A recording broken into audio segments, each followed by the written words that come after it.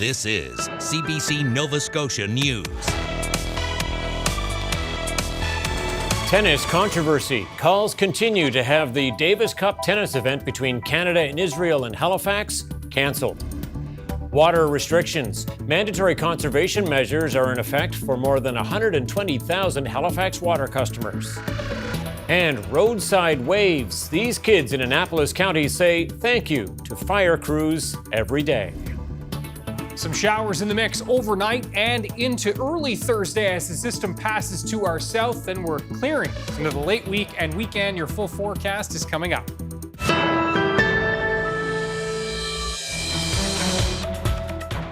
Good evening. Calls are continuing tonight for the Davis Cup tennis event in Halifax to be cancelled. The matchup between Canada and Israel has already been moved to a closed venue format with no spectators due to security concerns. But those who say the Israeli team should not be welcome in Nova Scotia amid the war in Gaza also want CBC Sports to stop its live stream of the event.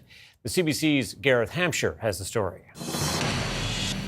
Halifax community members standing in solidarity with Palestine say it's a victory. The Davis Cup tennis between Canada and Israel will now be played behind closed doors, but still want the event cancelled completely, pointing to mass destruction, displacement and death in Gaza. They see the tennis matches as a way of deflecting attention from what they describe as Israel's genocide. The Davis Cup, Tennis Canada, Andy Fillmore and Halifax Council are sports washing an apartheid state. This is an affront to international law, human decency, and the conscience of our community. Tennis Canada said safety concerns were behind its decision to play the matches without spectators. We're doing this to protect people, but ultimately we'd rather have them all been inside the venue to enjoy it. The city of Halifax has also pulled its $50,000 in funding because the event no longer delivers the tourism benefits that had been anticipated. But some on the panel with families still in Gaza say it never should have been scheduled. While our families are being bombed, starved and denied safety, Canada chose to host and celebrate every team that represents the genociders of our families and people in Gaza Strip.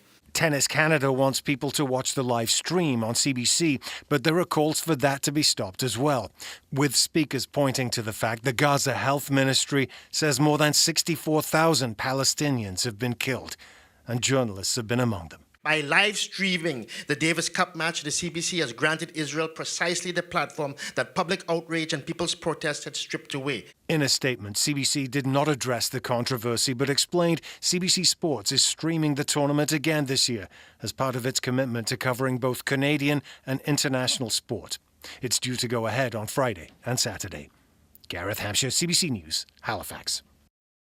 Halifax Water says more than 120,000 of its customers now have to follow mandatory water restrictions. It applies to customers who get water from the Lake Major watershed, which includes much of the Dartmouth area. The ban includes watering lawns or golf courses, washing cars, and filling swimming pools. The utility says anyone who violates the ban could get a warning or a fine, and their water service could be suspended. It calls the current restrictions Stage 1 and says more things could be added in Stage 2. The mandatory restrictions will continue until there's enough rain to replenish the water level in Lake Major. Voluntary restrictions continue for the rest of the Halifax region. Students at Dalhousie University are demanding tuition refunds as a lockout and strike continue to cancel classes. No classes, no fees, refund our degree. Thousands of students took to the campus grounds today asking for their money back. Nearly 1,000 faculty members, including professors, librarians, and other support staff, are off the job, forcing students out of the classroom since the semester began.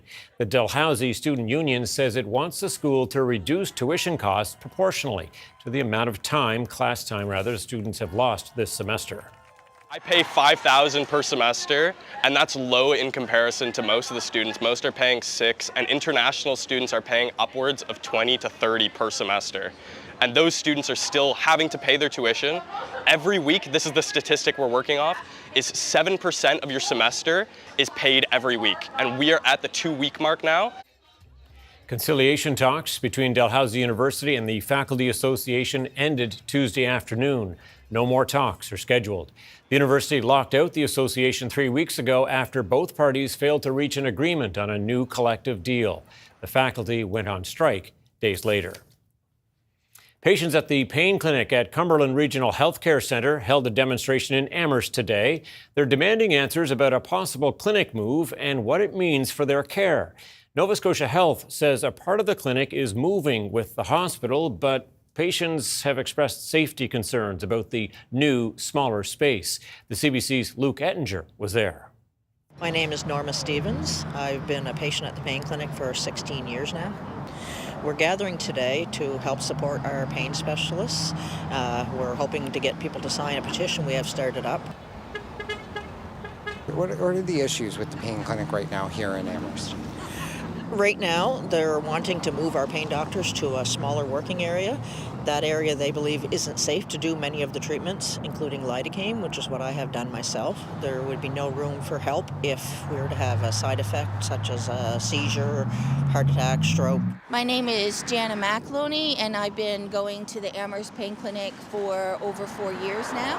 I was diagnosed with cancer 4 years ago. Dr. Dan at the pain clinic was actually the one who caught my cancer. It had been growing for about 2 years by the time he caught it. And I've had 6 surgeries over the last 4 years. And I go every 4 weeks to get injections just to keep the pain level down so that I'm able to walk. My main concern is we've seen a lot of stuff going on about the hospital and the pain clinic and that it may be moving, and everybody's heard a lot of rumors, but we've never had anybody confirm or tell us why. Who made the decision to move the pain clinic, and what was their reasoning behind it? Nova Scotia is launching a new program to protect infants and some seniors from RSV. Infants and seniors are often the hardest hit by RSV, a seasonal virus that can lead to bronchiolitis and pneumonia. Starting next week, those over 75 will have the option to get vaccines through pharmacies and public health clinics. And babies less than 8 months old will be able to get shots starting in mid-October. Dr. Joanne Langley is the head of the Division of Infectious Diseases at the IWK. She says this is a turning point for the healthcare system. Every winter at the IWK, we are just overburdened in the emergency room. We don't have enough beds.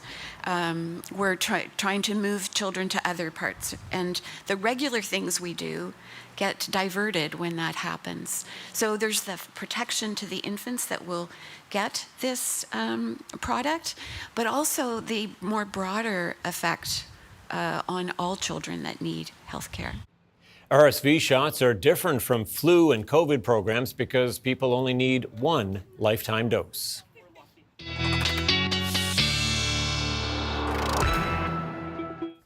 September 10th marks the climatological peak of the Atlantic hurricane season, meaning that historically, right now is the time with the highest probability of finding a tropical cyclone in the Atlantic basin. And yet here we are, and things are strangely quiet in the tropics.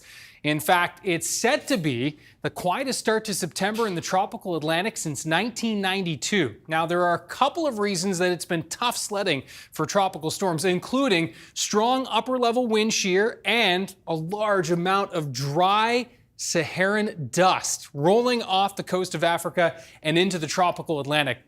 This dust is a real inhibitor for any would-be tropical storms. Now, as we enter the second half of September, this dry Saharan dust is not expected to be as prevalent, and that wind shear is set to ease, and overall conditions will just become more favorable for tropical systems in the Atlantic. Forecast models seem to be picking up on this, and indeed the latest update from the Climate Prediction Center shows the potential for development not only in the Caribbean, but also in the tropical Atlantic.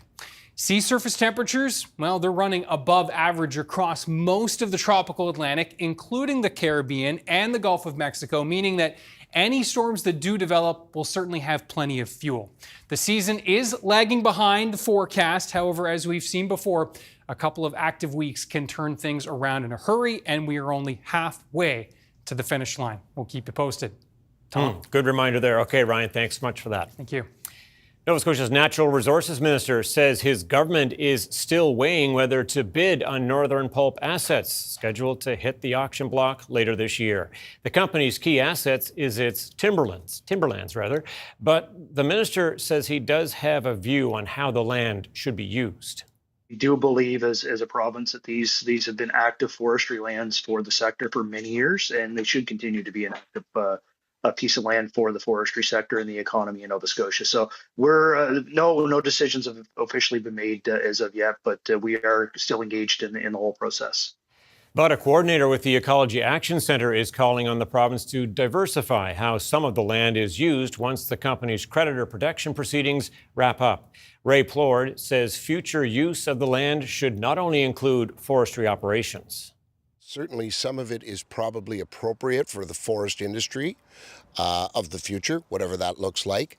However, some of the land should also be considered for protection as part of the government's 20% protection commitment by 2030, which is a legal commitment and part of a global effort to stem the dramatic decline in biodiversity.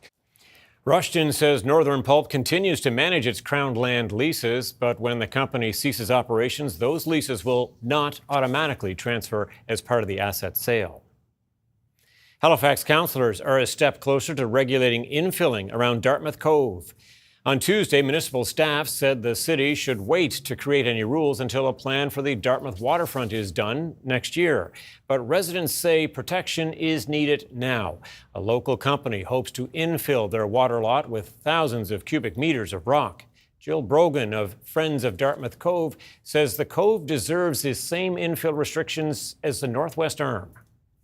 Really important. This is important to the wider community, and it would look really bad if they were able to bring in protective measures for the wealthy Northwest Arm, which is the private playground of the rich, shall we say, and would leave Dartmouth Cove out in the dark where it is used primarily by the public. Staff will bring back the new infill rules in 2 weeks. A Cold War bunker in Colchester County is being restored to its original purpose, with the new ownership billing it as a luxury safe haven in the event of a fallout. The De Bert Diefen bunker opened in 1964 in response to a heightened threat of nuclear war, though most recently it's been used as a tourist attraction with laser tag, escape rooms, and historic tours.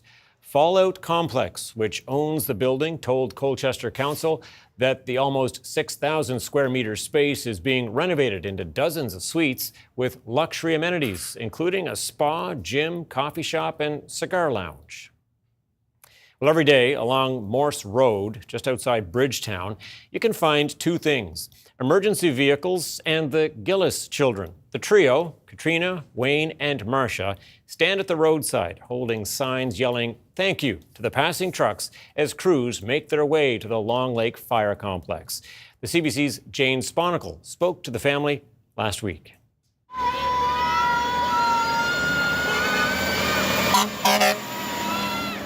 My children have made signs and have been out waving and saying thank you and sending best wishes, and just to make their day, try to make their day a little better as they start to fight fires and save our houses, our house, as well as their friends' houses, and just want to make sure they know they're appreciated.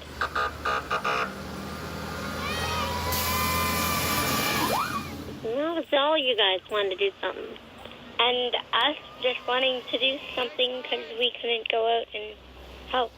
Katrina or Marcia, how often have you been out on the side of the road? How often do you go out? Every day.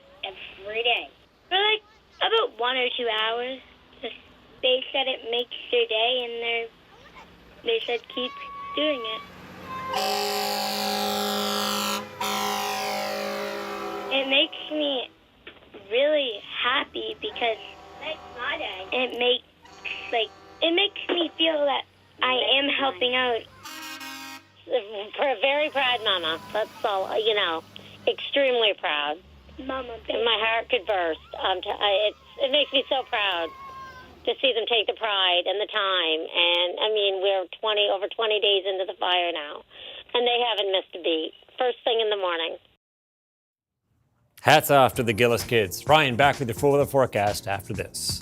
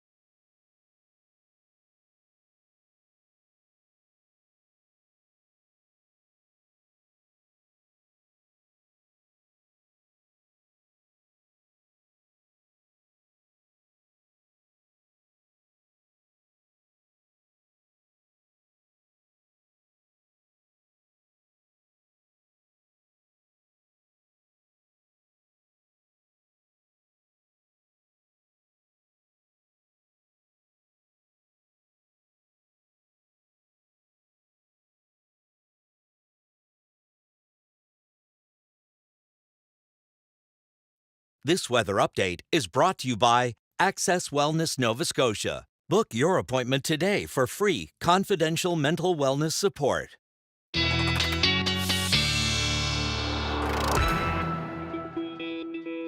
All right, let's get into that weather forecast. We're relieved to know that things are quiet on the hurricane front. Things quiet here, though, as well. Yeah, that's right. A few showers in the mix overnight and into tomorrow, but it's looking very isolated. A couple of spots may pick up 2 to 5 millimeters. The best chances of that will be along the Atlantic coastline. Otherwise, a few drops here and there. The clouds have been building in throughout the day today, and here's Bellevue Cove. Beautiful. Just drove through there yesterday, as a matter of fact. It's always nice down there, isn't it? It really is. Nice sunset. There's been a lot of nice sunsets this week, and yeah, we'll see another one this evening here. As you can see, looking at the low temperatures, actually, we'll start there this morning. And you can see we did get dipped pretty chilly again. The Collegeville station at Antigonish got to 2, Parsboro got to 3, Amherst got to 4 degrees this morning. It's still some double digits along closer to the Atlantic coastline, including in the metro area.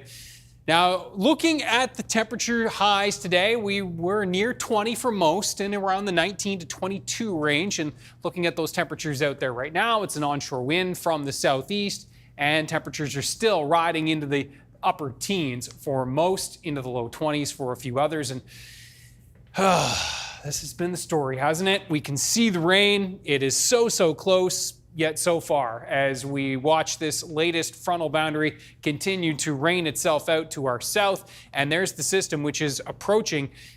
Again, we'll have our best chance of tapping into some showers here with this little wave that's pushing just off Cape Cod into the Gulf of Maine. That will hopefully move up and across the province for tonight with a few showers. Area of high pressure will follow this system up and keep things quiet into the weekend, and the heat really surging up through the prairies right now. 28 degrees right now in Regina, 21 in Vancouver, 8 in Iqaluit as the days continue to get shorter there. And as we look at the forecast temperatures for tonight, we're talking about temperatures in the 13 to 15 range for most, as mild as 16, 17 down towards the South Shore region.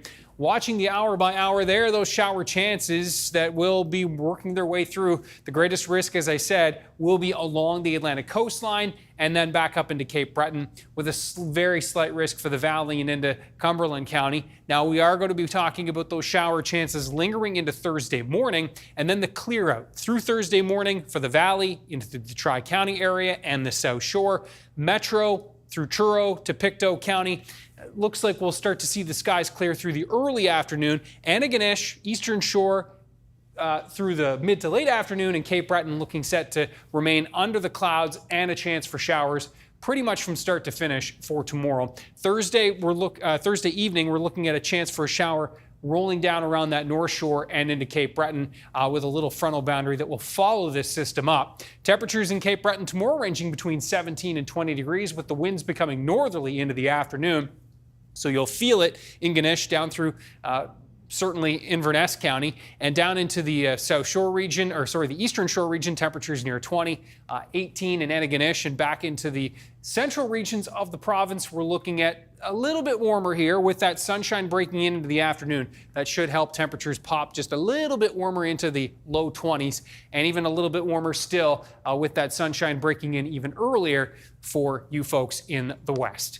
Now, as we look ahead to the Friday time period, this little front will move its way out, high pressure moving in, and that reinforced northerly wind, which will be in place into Friday. You can see this model sparking up maybe an isolated shower for Inverness County on Friday afternoon, so we'll be watching for that. Otherwise, it is looking quiet and certainly fallish on Friday, with temperatures riding into the teens for most and that northerly flow. That area of high pressure will move out, keeping things quiet though on Saturday as another high follows it up, and basically this big ridge overhead. And it does look like the clouds will maybe kick up a little bit on Sunday. Still an isolated shower chance, but isolated indeed. Wishful thinking perhaps on my part, but the potential is certainly there. The greatest risk will actually be for Cape Breton, given the setup on Sunday. We'll keep you posted. Monday, Tuesday, Wednesday, back into the sunshine with temperatures riding into the low 20s. Tom. Okay, Ryan, thank you very much for that. Thank you.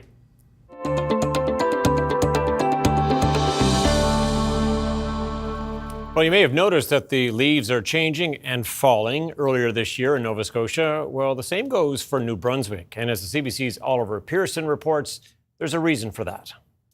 This summer has been one of the driest on record in New Brunswick, especially in southern parts of the province.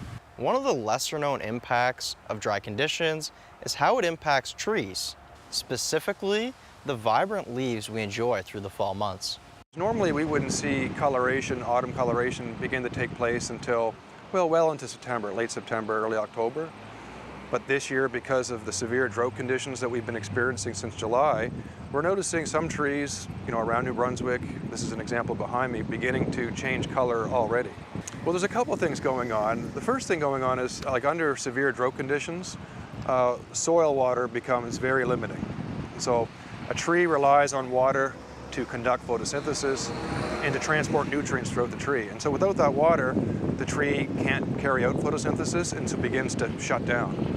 And after a prolonged period of photosynthesis being shut down, then what the tree will do is it will begin to decompose and reabsorb the chlorophyll within the leaves that are responsible for conducting the photosynthesis. But those chlorophyll compounds, those are also what give the leaves the green color. So as the tree begins to shut down because of the drought and reabsorb those chlorophyll compounds, then you're going to see a change in color. And what you're seeing is the unmasking of other pigments that are within the leaf. Largely yellow colored pigments, carotenes, xanthophylls, and that's what will give it its yellow coloration. But this year is this is an abnormal drought year. This is a severe drought year. There are places in New Brunswick this year where it breaks the record for lack of precipitation and drought-like conditions. And so in Fredericton, while we haven't necessarily broke any records, it's definitely on the upper end in terms of drought. And that's why you're seeing many trees throughout the city begin to either turn brown, and you see leaf scorch taking place and them dropping their leaves, or some premature leaf coloration taking place where you begin to see yellowation of the trees, chlorosis they call it, or even you'll see some of the autumn colors begin to peek through as well.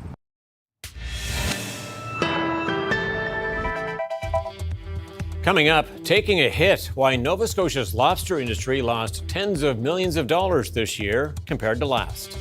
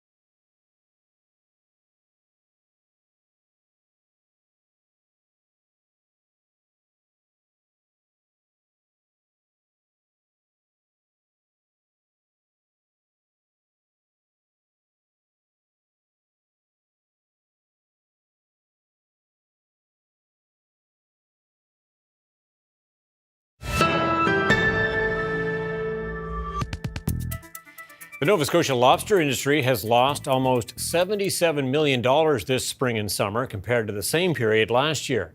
China-imposed tariffs are taking their toll on this province's seafood sector, and there are concerns about what's next, especially for lobster markets. Fiscato is the executive director of the Nova Scotia Seafood Alliance.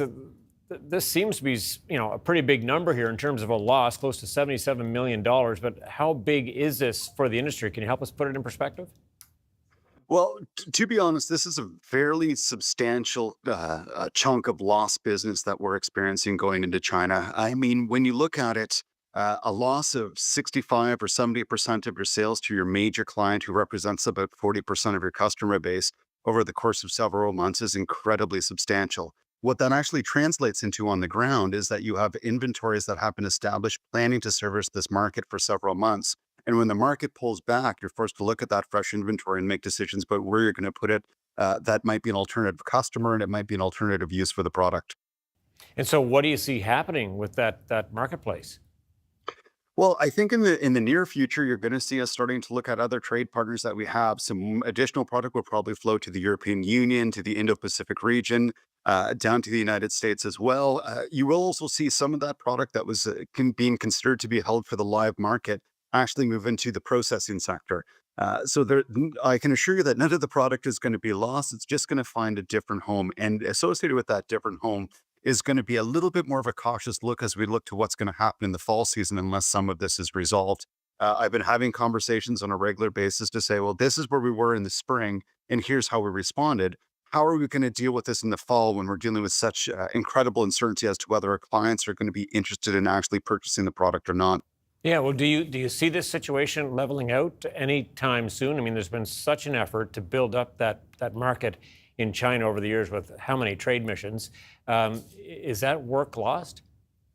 That's an excellent question. What you do, or what we do, is we look back and we say it took us 12 to 15 years to actually establish the current market position that we have in China. And that market for a live product now represents about the same size as the other dominant trade market, which is the US. So as soon as you start to actually see these kind of shakings of what's actually happening in the marketplace, and this pullback of the North American lobster that's coming out from Nova Scotia, you will see the Chinese customer begin to put other pieces of wild fish and seafood on their plates. They have ample opportunity to rock lobster out of Australia. They have various other crustacean species that they can bring into their tanks, and they can deliver them live through their same logistics chain. So the longer that this actually persists, the higher the likelihood that we may permanently lose that market position that we worked so hard to be able to gain. That's part of the reason it is so important for us to be able to find a rapid diplomatic solution to be able to resolve these trade crises and actually open up the market again such that we can begin feeding that market before we lose it forever. All right, so in the meantime, are any of those attempts to find new markets proving to be that fruitful? Well, there is some success that we're seeing. I can tell you that in June, we actually experienced a little bit of a bump actually in markets outside of the US and China. At the same time, every other market around the world is really dealing with the same global economic headwinds that we're actually dealing with here in Canada. And lobster occupies a very unique position in many of those markets where it's a top tier premium piece of seafood. Anybody who has actually had a freshly caught cooked lobster can understand just how wonderful it is. But because it is a highly priced item, consumers worldwide are kind of starting to step back and reevaluate where they're going to be finding that premium protein from. So we are looking at some recovery in some of those other markets. We're seeing increased interest in other Indo-Pacific markets, which is excellent. But really at this point, we have not seen anybody step in to be able to take the vast amount of volume that China was able to take in that live market. And so is there any telling at this point to what degree that might affect price? There is no indications yet. I mean, as anybody can tell you, that the price of lobster is dependent on demand and supply. Right now, we're seeing a little bit of a flagging in demand, but we still don't know what's going to happen to supply. We could find ourselves starting in the end of November, early December in Southwest Nova Scotia, where we have a very slow run of landings. And of course, if we have a slow run of landings, that's going to elevate the value throughout the supply chain. If we find ourselves in a position where we have very, very healthy landings like we had several years ago, that will have the opposite effect. What we're hoping to see is that we can actually see this trade dispute resolved, and we can see China re-enter the market with some degree of uptake. And if that happens, that'll give us a bit more certainty on where the solid price is going to be come the beginning of the fall seasons. Okay, and in the meantime, how much will that $80 million that was announced this week by Prime Minister Mark Carney help the tariff-stressed industries? How much will it help yours? That's the really big question here is how are we actually expected to access that $80 million? There was a broad array of qualifications that required considered for it. At the same time, there's a bunch of different programs that it could be marketing, it could be innovation, it could be automation. And we're also sharing that $80 million with every other impacted sector in Atlantic Canada, including multiple impacted sectors within the seafood trade. We're just speaking about Lobster here today, which runs about $77 million in losses in the last 4 months alone. If we start expanding the scope to include things like cold water shrimp, whelk, any number of species that we're shipping not off into China, that number gets magnified pretty quickly. And we're not the only ones experiencing these challenges. So we can really only hope that this 80 million is really the start of a program as opposed to the end of it, because once the industry begins to access it and realize how they can access it, I think you're going to see it get picked up pretty quickly, not just by the seafood sector, but by every other impacted sector in Atlantic Canada. Lots to watch for sure. Chris Viscato, thank you. Thank you very much. I appreciate the time.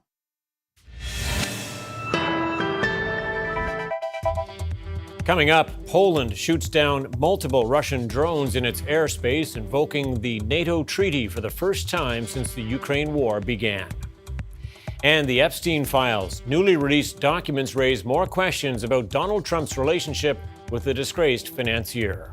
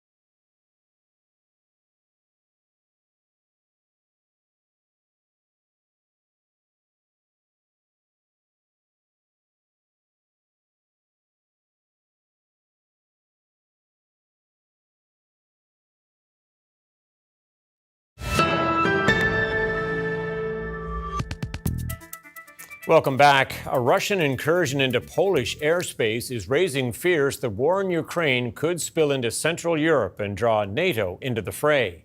A wave of armed Russian drones flew over Poland, triggering Polish and alliance warplanes to scramble and shoot them down. The CBC's Crystal Gumansing reports. Polish officials spent the day collecting weapons of war from NATO territory following a night of interceptions.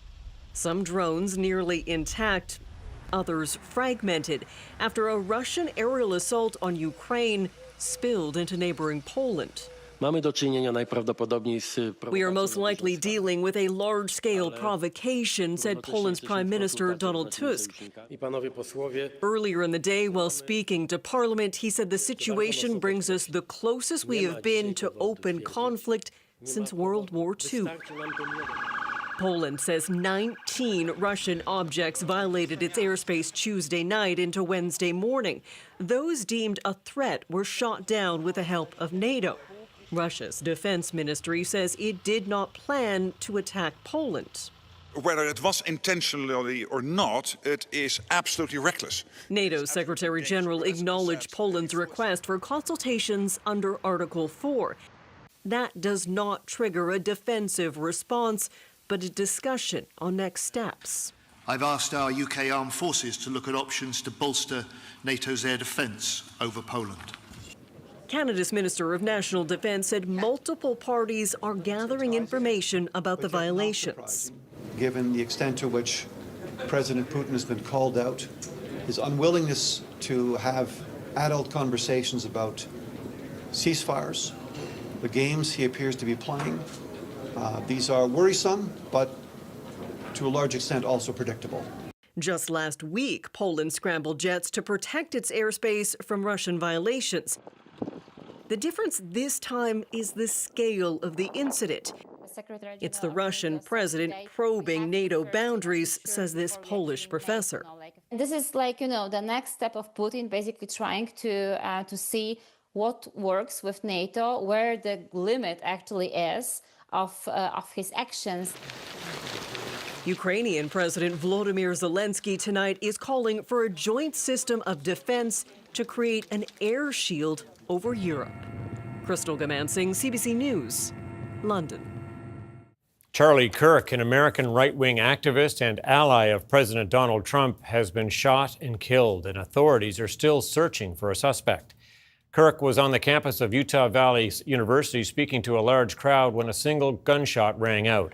Video shows him getting hit in the neck and falling backwards with blood gushing onto his T-shirt. The university said the shot came from a building about 180 meters away. Kirk was rushed to hospital but did not survive. He was the co-founder of Turning Point USA, the largest conservative youth organization in the country.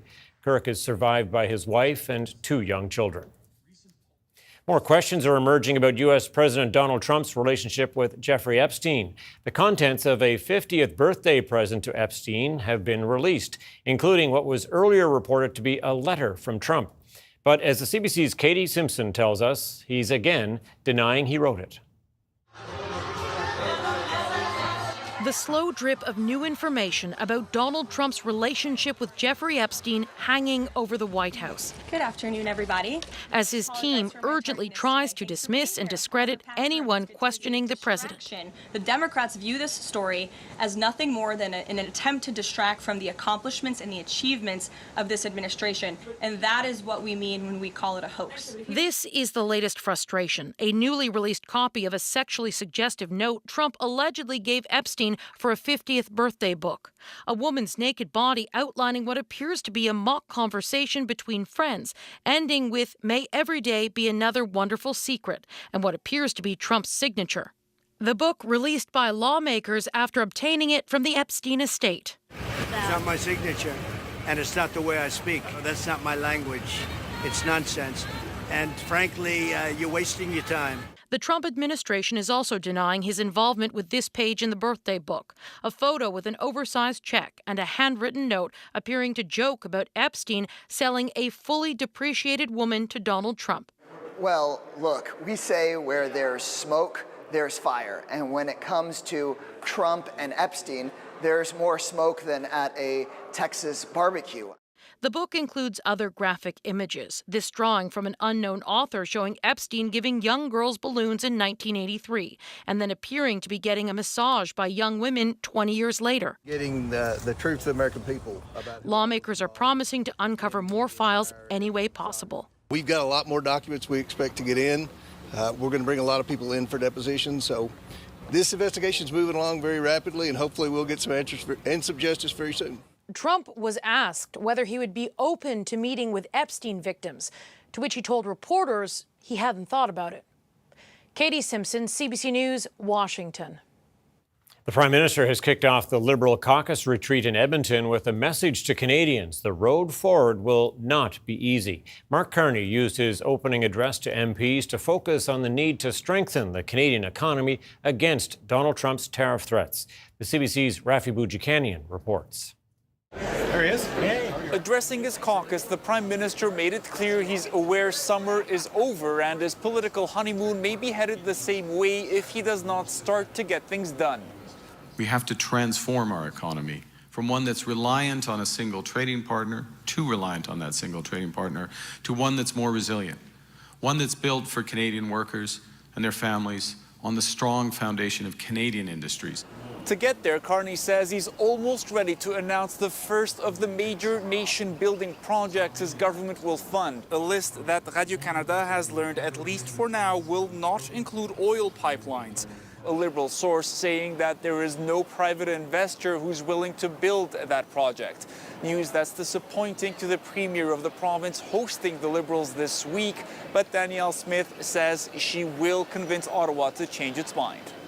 We're in active discussions right now, and I'm very encouraged about where we're heading. But don't think that the list as it appears is the final list. We have been assured that there is pathways to get projects on the list as they become ready to be on the list. Some Liberal MPs, meanwhile, are saying it's good for the government to take a cautious approach. We're going to do it the proper way, and we'll see what happens. But right now, and as market analysts have said, there isn't the market case there for a pipeline, but we'll see what happens moving forward. As I say, we'll see what the fall holds.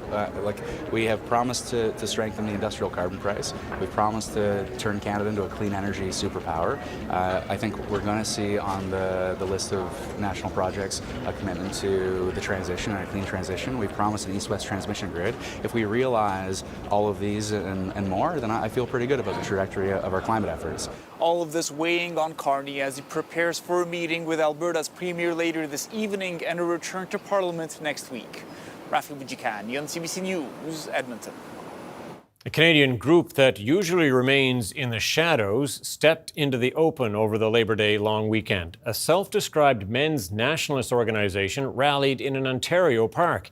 The CBC's Thomas Dagler now on the new concerns that is raising about extremism and anti-immigrant rhetoric. The crowd of masked men dressed in black came to be heard, taking over this Niagara Park for a rare public rally. Canada is being pillaged, raped, and burned! Calling themselves Second Sons and billing their group as a Canadian men's nationalist club. What is your fear about where this could lead to? Well, definitely violence. I think the Second Sons have said that they're not just a social club. Their leader, Jeremy Mackenzie, seen here doing what appears to be a Nazi salute. He also founded Diagolon, considered by police an extremist militia-like group. Below a monument for Major General Isaac Brock, who died fighting back an invasion of Canada in 1812, Mackenzie questions the modern definition of Canadian.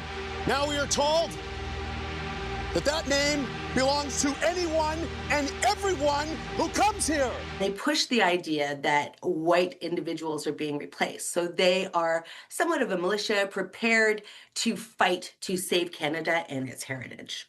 Second Sons and other self-described active clubs train together in gyms and boxing rings.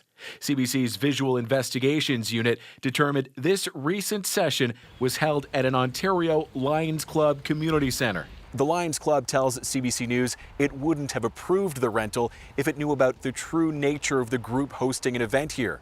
Second Sons is advertising gatherings across the country. The group claiming it has members in multiple provinces. Their faces always kept hidden. These groups are gaining momentum, and this is something worrying. Police say they were called to this park, but the group left before officers arrived. Pictures shared online show military-like drills, even a casualty evacuation exercise, as if perhaps to say, a battle is coming. Thomas Daigle, CBC News, Niagara-on-the-Lake, Ontario. Canadian soccer fans now have their first chance to snag some tickets for the next summer's FIFA World Cup. But actually scoring those tickets may prove to be a challenge. The CBC's Jamie Strachan explains. 25 plus yards out. Across the ocean, Canada's men's team is preparing for next summer's World Cup. Oh, wow! Derek Cornelius! Take a bow, son! Back in Canada, fans are figuring out how to buy tickets. I think that this phase is your biggest chance as a fan to get a real face value ticket. This is all that's available at the moment. Superfan Azaz Sheikh, like all Canadians, will have their first chance to purchase tickets Wednesday. Here's how it works. If you're a Visa card holder, you can enter a draw to buy tickets between September 10th and 19th. About 1 million tickets will be sold as part of this phase, and winners will be notified by September 29th. Then, beginning October 1st, can purchase up to 4 tickets for as many as 10 matches. We're really lucky because we know Canada will be in certain games, but I think there's 60-something games in that first round. Almost all the rest of them, you don't know who's going to be playing. Moylan will pick the ball inside. For other Canadians, 2 additional phases will operate in a similar fashion, one from October to December and another after the final draw is decided. Games will be played in stadiums in Canada, the United States, and Mexico. Only the dates of the host country's games are known. Everybody's going to want these, including us. Right here. The president of the Voyageurs, Canada Soccer's main supporter group, knows it'll be a tough ticket, even for the most ardent fans. It's kind of a little bit Hunger Games-ish, where it's everybody for themselves and trying to get these tickets to these games, and they're limited. Canada Soccer also has a small allotment of tickets for games Canada is playing in, available to Canadian fans through a lottery. There's much more demand than there will be supply. It's going to introduce a scarcity that I think people really haven't experienced before in Canadian soccer. FIFA said prices will start at $82 for some group stage tickets and climb to $9,200 for the final. Jamie Strachan, CBC News, Toronto. Strength in basic materials and energy stocks helped Canada's main stock index finish higher today, while U.S. markets were mixed. Here is a look at the numbers as we head to commercial break.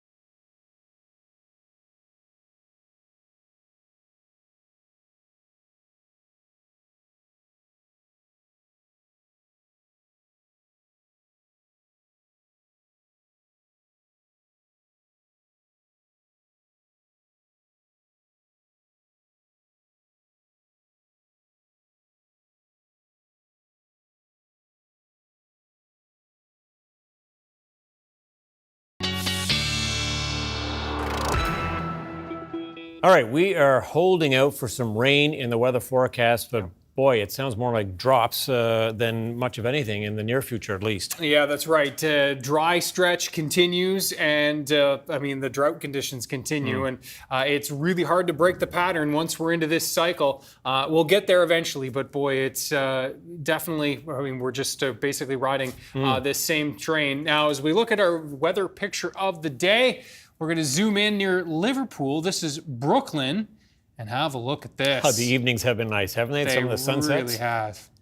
Trudy, thank you so much for sharing this. Ryan's picks at cbc.ca. I'm getting a lot of great pictures in. I mentioned to Amy last night, it's been nothing but sunset photos lately, which is great because there have been so many beautiful sunsets. As we look at the forecast for Thursday, we'll see showers tonight into Thursday morning and then gradual clearing from west to east throughout the day on Thursday. Note temperatures a bit cooler and cloudier skies in through Cape Breton. You folks will be the last to clear as this system does track from west to east. Note the clear out here as the cloud deck clears, and we're looking at then a lingering front following this system, which will cross Thursday evening into the overnight. That will spark a shower, and in that onshore northerly flow for Friday, maybe a shower for Cape Breton, Inverness County, the best chance for seeing of some of those showers moving in on Friday with some cooler air aloft, just making things unstable. And then, we've got that area of high pressure really settling in for Saturday, moving its way to the east, but another high coming in from the west. And note that kind of flow that's going to be from the southeast. We will see the possibility maybe of another isolated shower on Sunday as the clouds kick up a little bit. The greatest risk right now appears to be Cape Breton, but that again is just a very slight risk at this point. As we can see, that dry stretch continues, Tom. You'll get some puddle pictures sometime soon, we hope. Hopefully. All right, Apple has unveiled its new watches that promise to track blood pressure right from your wrist. The new watches will alert users if it detects potential high blood pressure over time. The company is calling this its biggest health breakthrough so far.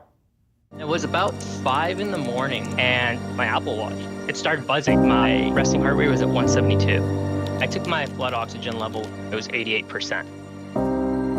When they did the x-ray, we found out I had a completely collapsed lung, needed emergency surgery.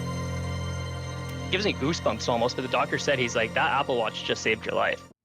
Doctors have raised concerns about how reliable Apple's new hypertension alerts really are and warned these warnings could stir up anxiety if a watch gives a false alarm. The feature still awaits health regulator approval in many countries. We'll wait to see what happens with that product. That's it for us tonight. Thanks so much for watching. We will see you next time. Good night.